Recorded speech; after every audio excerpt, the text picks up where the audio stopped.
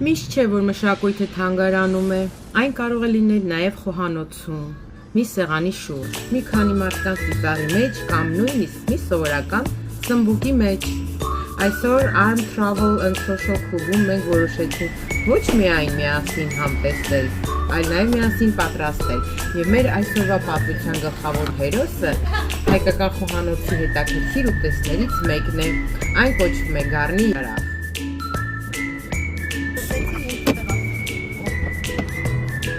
Բայց նախքան այս ամենը պատրաստելը մի փոքրիկ պատմություն։ Գառնի երախը հանդիսանում է նաև գառնի երախ անվան։ Եվ հենց այստեղ է սկսվում ամենահետաքրքիր մասը։ Երախ բառը այս անվան մեջ կապված է ձորի կամ խոր ձորի բացվածքի գաղափարի հետ։ Տարածված բացատրության համաձայն անունը գալիս է գառնու երախ կամ գառնու ձոր արտահայտությունից, իսկ մենք դա կարող ենք հասկանալ հենց ուտելիքին նայելով։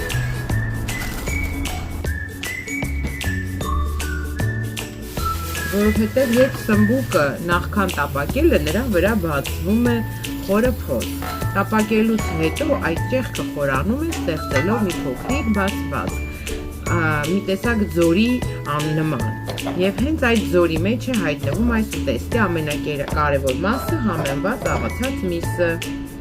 Այսինքն անունն ու պատրաստման ձևը կարծես իրար հետ պատմություն են պատմում։ Սմբուկը դառնում է ձոր, իսկ մսային միջուկ դրա սրտում։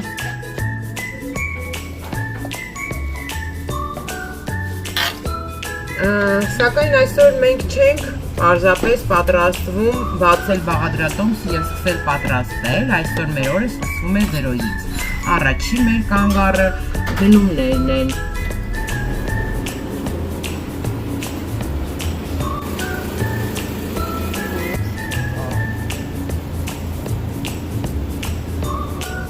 Արդեն սկսվում է հիմնական աշխատանքը և ամեն մեկը հայկական խոհանոցում բնականաբար զբաղվում է մեկ գործով, որպեսզի արդյունքն ավելի հետաքրքիր լինի և ժամանակը նույնպես հետաքրքիր անցնի։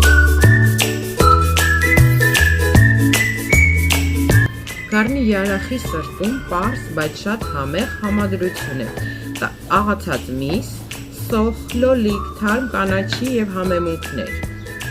Ամենասկզբում պատրաստվում է մսային միջուկը,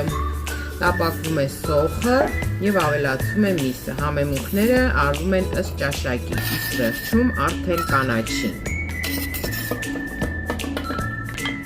Խոհանոցը արդեն ինքնին սկսում է